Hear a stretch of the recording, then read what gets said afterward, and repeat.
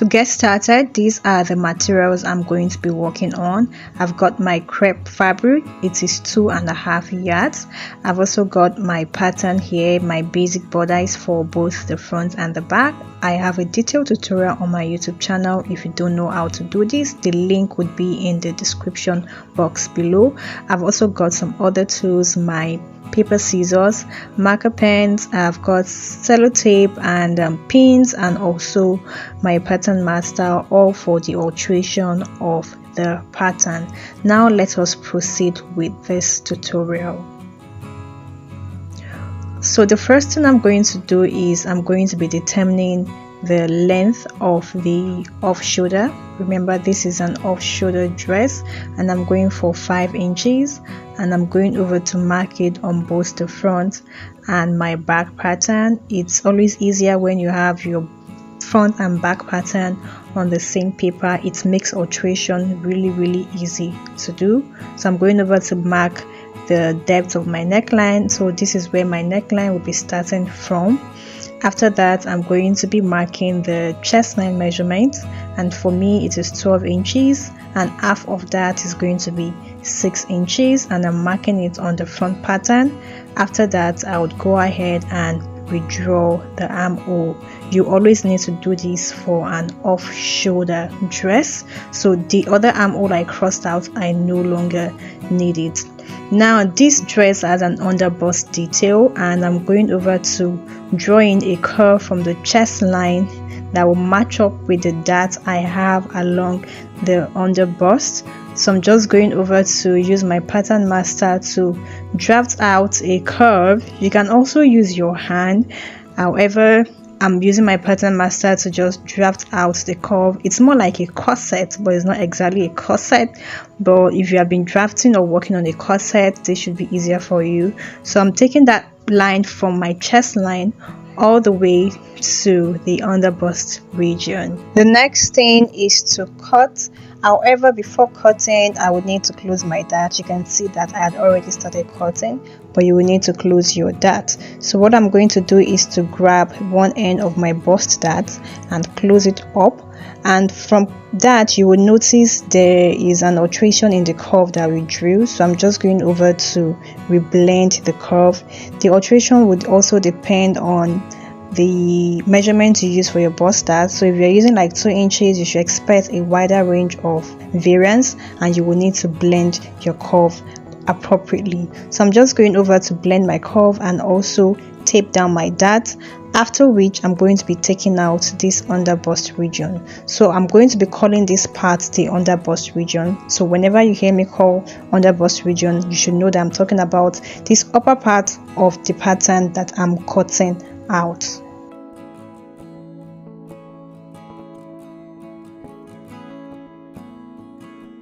Once that is all done, I would need to eliminate the waist darts that cut through the underbust, and to do that I'm going to be removing the tape I use on the bust dart, after which I'm going to go over and take out the entire dart that is left, and I'm going to be closing my bust dart. We will still fill in this dart later on, but this is what I'm going to do for now. Next thing is to work on the remaining part of the front pattern, and I'm going to be eliminating the waist dart too. This is because I don't want to have any seam line. After eliminating it, I would bring the remaining 2 patterns together and secure it with a tape. This is optional though, but I just don't want to have a seam line along this part of my dress. So I'm closing it together to form a single piece, and I'm going to be labeling it so I don't get confused. So I have my center front and side front. Next up is to work on the extension in the front. Remember, this dress is going to be having a gathers in the front, and to achieve that we would need extra fabric, and to do that I'm going to be adding an extra pattern paper to the center front region of the underbust part of this pattern. After that, I'm going to be marking the length length of my extension and I'm going by 5 inches. This pattern will be cut on fold, so what that means is that I'm adding a total of 10 inches. You could do more, but I think 5 inches worked well for me and I loved the outcome with this measurement that I use. So I would recommend you starting with 5 inches or more, but it's good. So I'm just going over to add that, and I'm going to be connecting all the lines appropriately, and I would also trim off my pattern. Next thing is I'm going to be dropping my pattern by 1 inch from the new extension, the new pattern that I added, and I would create a slant to meet up with my armhole, and then I'm going to be trimming off the slant. You could leave yours straight, but this adds a little bit of style to the garment. So this is going to be my center front, and it is going to be cut on fold 2. Just to give us a quick illustration, this part would be sewn into the waist area and the extension would be gathered to fit into that region of the pattern. Now let us work on the back pattern. The first thing I'm going over to do is to add my zipper allowance on the pattern, and I'm going to be connecting. Once that is all done, I'm also gonna ahead to trim out my pattern. And remember, we use our chest line measurements to readjust our armhole. I'm also going to be repeating the same thing. So I marked 6 inches from the center back, not from the zipper allowance, and I withdrew my armhole. I'm also going to be eliminating the dart for the back too, because I don't want to have a seam on the dress. So I'm going over to extend the dart leg to the neckline of the back pattern, after which I'm going over to take out the entire dart, and I would close it up just like I did for the front.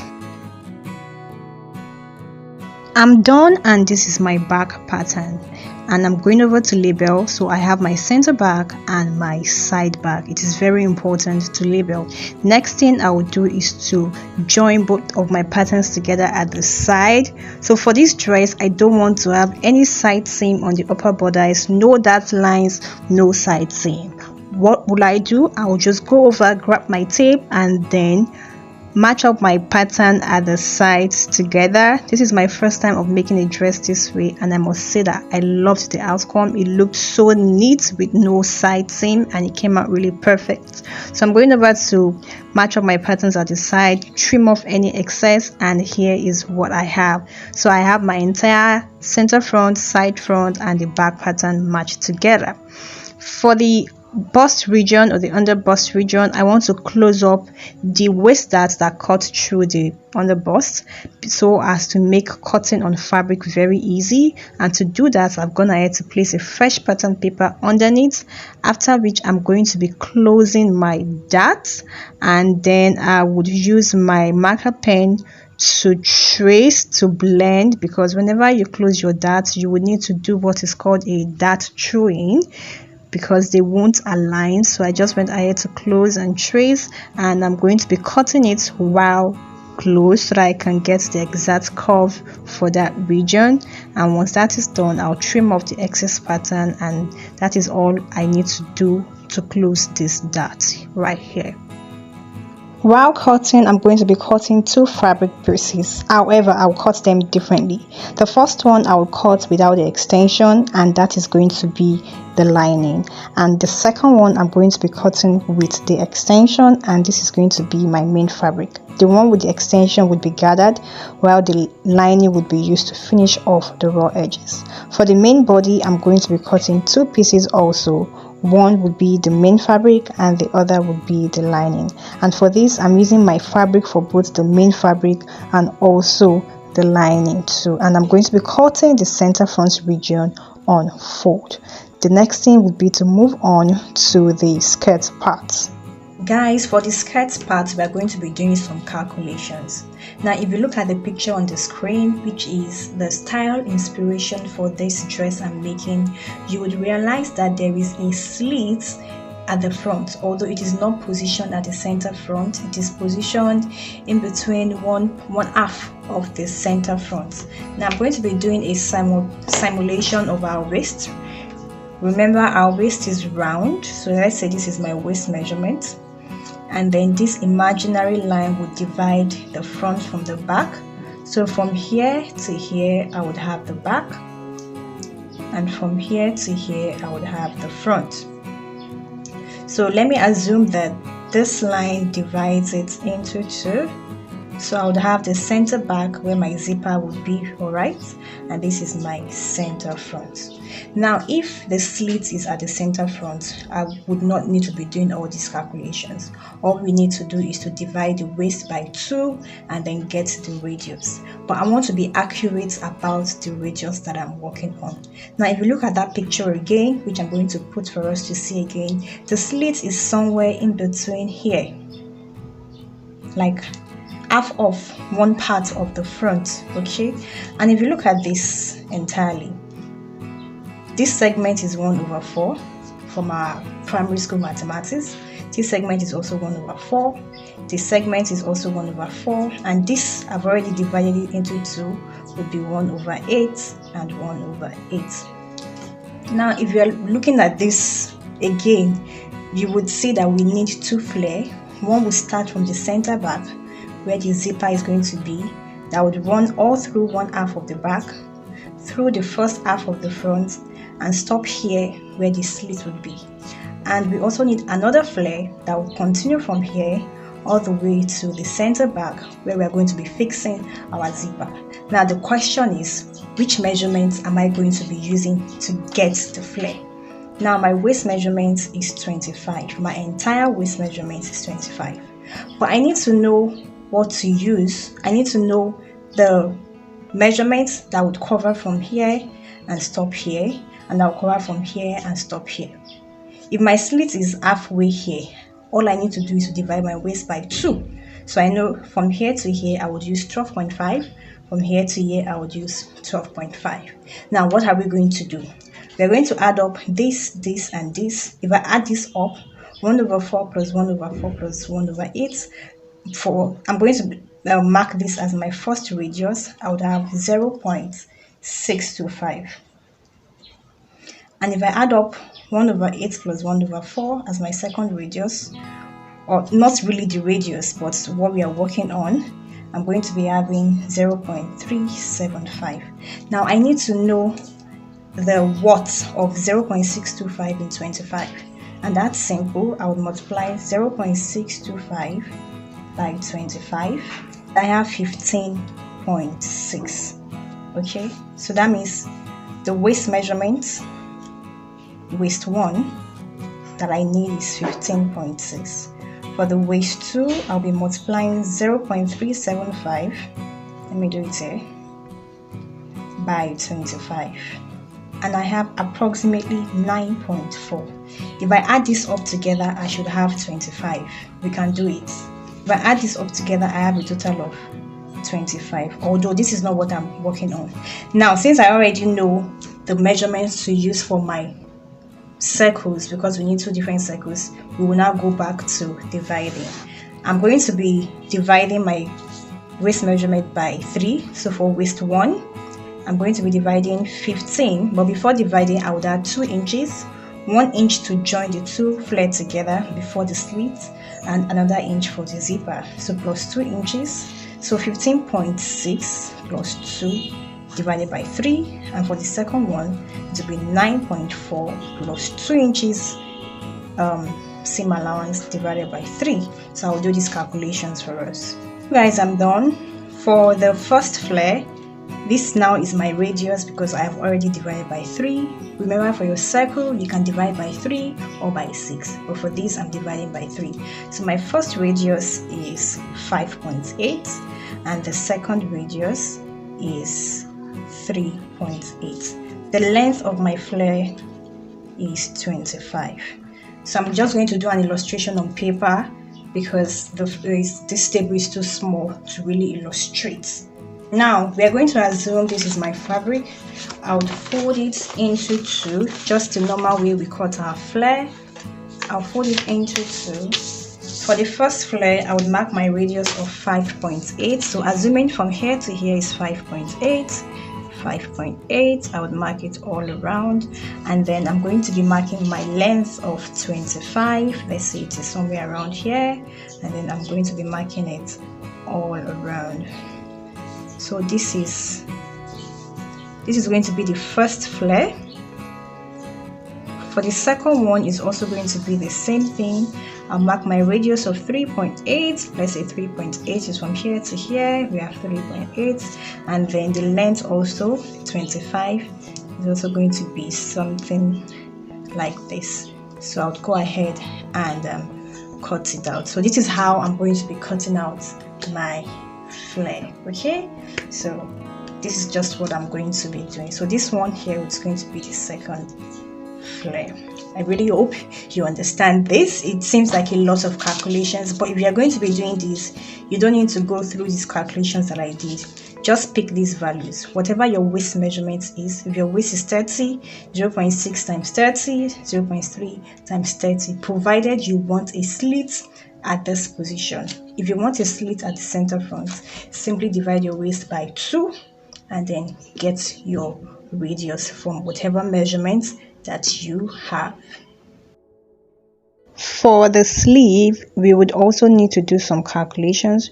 Remember, my chest line is 12 inches and I'm going to be multiplying that by 2 because for the front and also for the back, and I have a total of 24.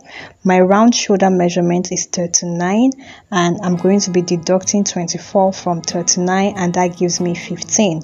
What that means is that I need 15 inches for the both sleeves, and in simpler terms it means I need 7.5 inches for the left hand and 7.5 inches for the right hand. And since this sleeve is going to be having an elastic, I will duplicate the measurement. So instead of using 7.5 inches for the right or for the left, I'm going to be using 15 inches. So I'm going to be using 7.5 inches to draft out my pattern, but when I want to cut, I'm going to be cutting on fold, and that will give me a total of 15 inches. Okay, I'm drawing a line that will be the starting point of my sleeve.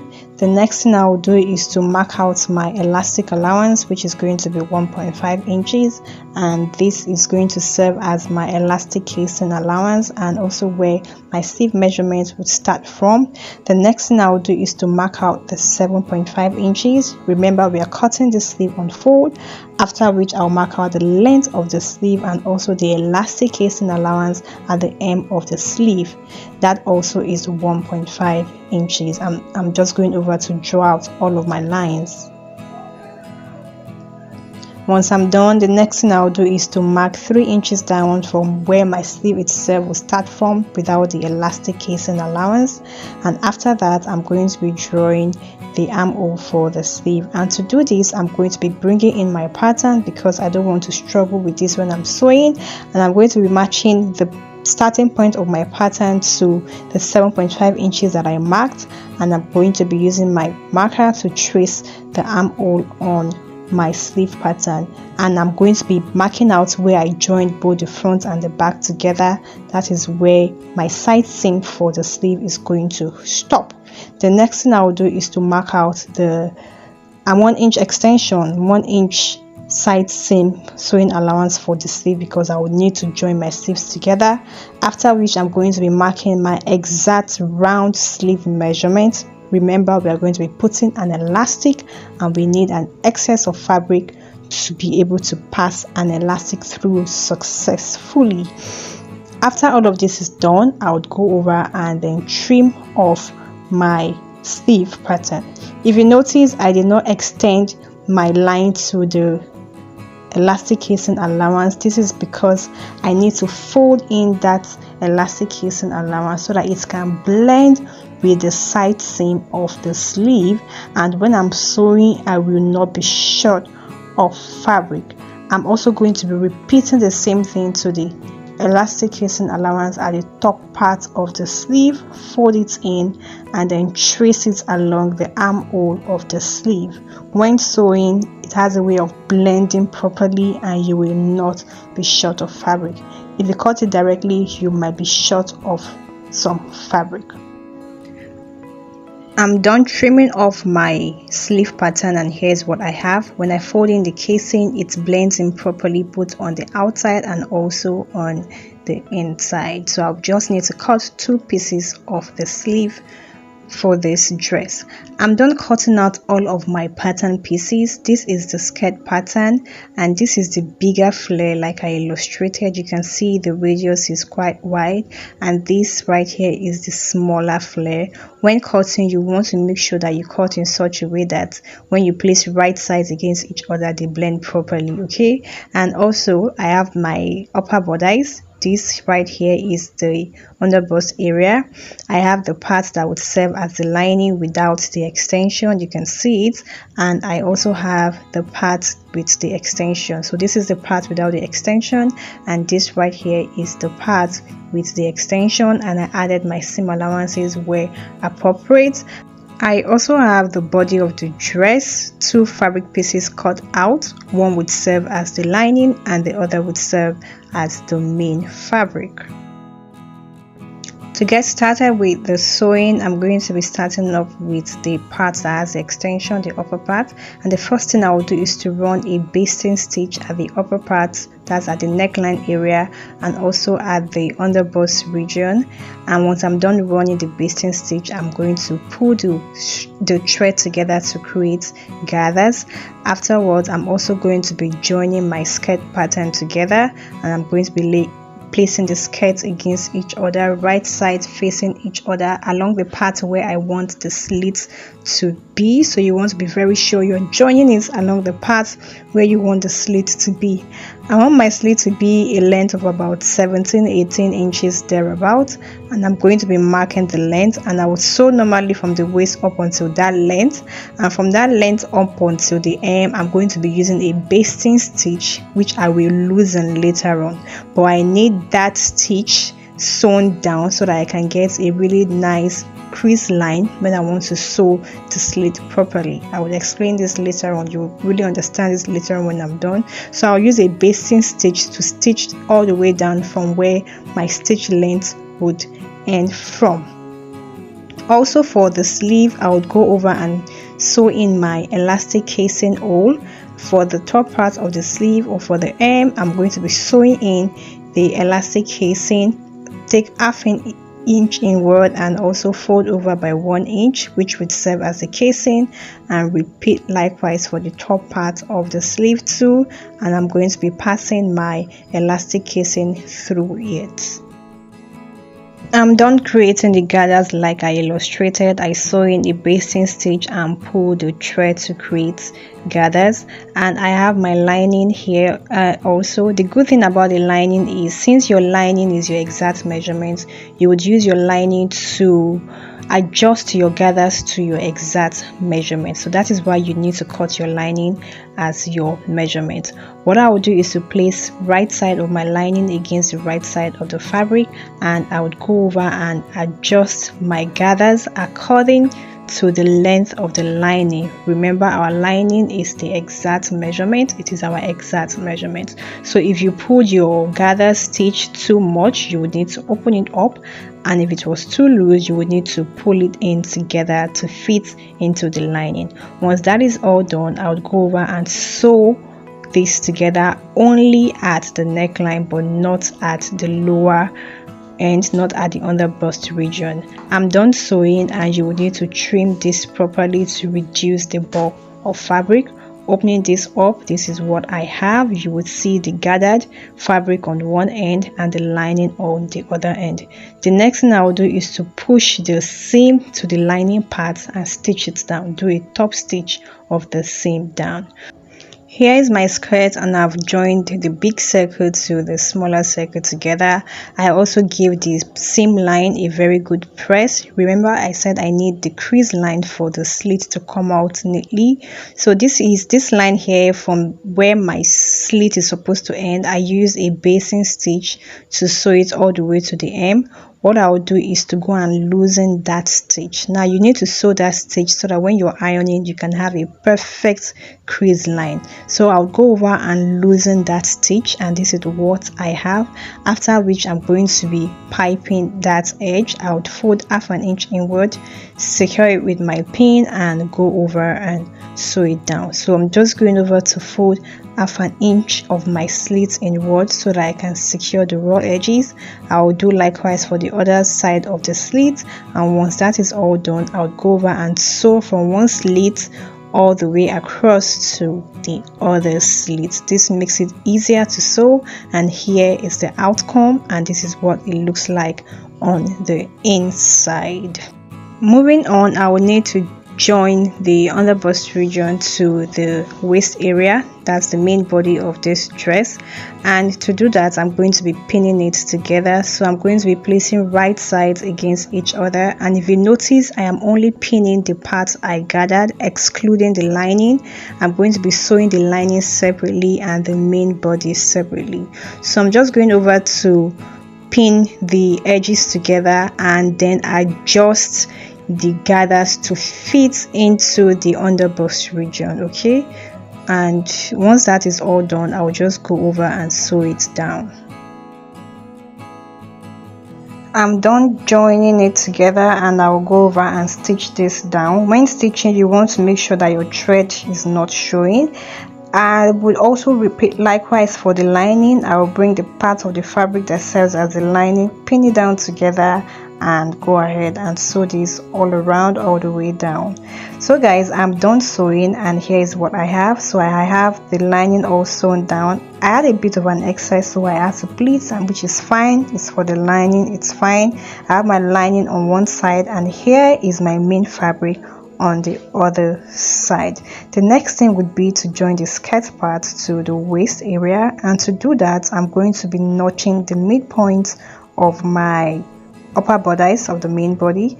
After that, I would mark about 3.5 inches away, or you could mark your bust span away. So if your bust span is 8 inches, half of 8 inches is 4 inches, you could mark it away. But for me, I'm marking about 3.5 inches away, and that mark is where I'm going to be fixing my slits. That is where the slit is going to be staying. So I'll go over and pin my slits down. That is where my slits will be fixed on, and I will match up the end of the skirt part to the end of the waist. I had a little bit of an excess, like 1 inch excess. I would pleat it. If you don't want it, you could trim it off, but pleating it was fine for me. It was just about 1 inch excess or 0.75 inch excess. It wasn't much. So what I will do is I'm going to be pinning my skirt part to the waist area of the upper bodice, and once I'm done, I'll go ahead and sew this down. I'm only sewing it to the main fabric. I am not sewing it to the lining. The next thing I will do after sewing is to fix my sleeve. Here is my sleeve already fixed, my elastic fixed in the right places, and my stitch made into a single piece already. So what I will do is I'm going to be matching up my sleeve to the side seam of the dress, and to locate that you will need to create a notch while cutting on your fabric where you joined your both patterns together. Okay, so after pinning that together, I would pick one end of my sleeve and match it up to the end of the armhole, but I'm going to be leaving half an inch. This is the back. I'm going to be leaving half an inch. Remember, we have not turned the back with the lining, so that half an inch would serve as the allowance to turn with the lining. So you don't sew your sleeve to the end of the armhole. You will need to leave an excess of half an inch to sew in your lining, but you don't need to do that for the front, since we had already turned the neckline of the front with the lining. You just need to match it up to the end where the lining starts from. So I'll just go over, pin my sleeves, and then sew it all around. Remember, I am only sewing on the main fabric and not on the lining. I would repeat likewise for the back too. I am done stitching my both sleeves, and here is what I have. What I will do is I'm going to be turning my sleeve seam with the lining, and to do that I'm going to be sandwiching my sleeve in between my main fabric and the lining, and I'll match up my seams. I'll make sure that the side where the underbust region is sewn to the body of the dress matches up with the lining and the main fabric. I would also match up the back pattern too. You need to pin this properly so that you don't mix it up or make a mistake. So I'm just going over to pin my fabric and my lining together, and I see the half an inch I left, so that half an inch is what I'll use to turn the neckline of the back. I'll use it and sew it all the way down. So you see why it's very important to leave that half an inch. So I'll just go over and sew this down. I'm done sewing, and here's what I have. I'm going to be bringing out my sleeve, and you can see that it is sandwiched in between the main fabric and the lining, and the seam of the sleeve is entirely concealed. This as a way of giving your dress a neat finishing. The next thing is to join the lining to the main fabric at the waistline, because the lining is still not joined to the main fabric. So to do that, I'm going to be layering my fabric on my table in such a way that the right side is facing me. Here is my lining that I'm holding. What I'll do next is I'm going to be pushing the flare inward this way, and then I'm going to be picking the waistline of the lining. That's the seam. I'm picking the waistline of the main fabric and the waistline of the lining, and I'll join it together. So joining it this way would help ensure that my seam line is concealed on the inside. So I'm just going over to use my pin to pin it up properly, making sure that I don't pick up my flare fabric. I'm only pinning the waistline of the lining to the waistline of the main body of the dress. Afterwards, I would go ahead and sew this all around. So guys, I'm done sewing it all around, and here is what I have. I'm going to be bringing out my fabric so that you all can see how it looks like. Here is my fabric, and this is what it looks like. You can see that the seam is entirely concealed. So the upper, I love how neat the upper part of this dress is looking. No side seam. The armhole seam is also well concealed. So what I'll go ahead and do next is I'm going to be fixing my zipper along the zipper area, and I would also hem the flare, the down part, with a bias tape, and that will be the end of this tutorial. Guys, I'm done stitching. I've gone ahead to fix the zipper. However, I noticed an error. I want to believe it's, I don't even know where this is coming from, where this keeping is coming from. So it seems like I have an excess of about 1 inch around this area of my zipper allowance. So what I will do is to loosen the zipper and trim off a bit from here and refix the zipper. So you can see that it is gaping. It is really gaping. This is the first time I'm making a dress and I'm experiencing something like this. So however, every other part of the dress fits. This is the ruffle we did along the underbust region. This is my sleeve, the elastic, and also the elastic at the hem, and I've also got the slits. So it's not a long slit, it's quite short. You can make yours longer. So once I'm done sorting out the zip area, I would also use a bias tape to finish off the hem of this dress, and that would be the end of this tutorial. I'm done with the dress, guys, and this is what I have. Let me show you the back. You can see that the zipper is now laying flat on the back. Okay, so what I would advise is that when you are done drafting your patterns and cutting your fabric, make sure that the measurement you have on your pattern is exactly what you have on the fabric. When I remeasured my fabric, I had like 2 inches excess, and I wondered where that came from. And this fabric is a little bit stretchy, so I guess that was what caused it.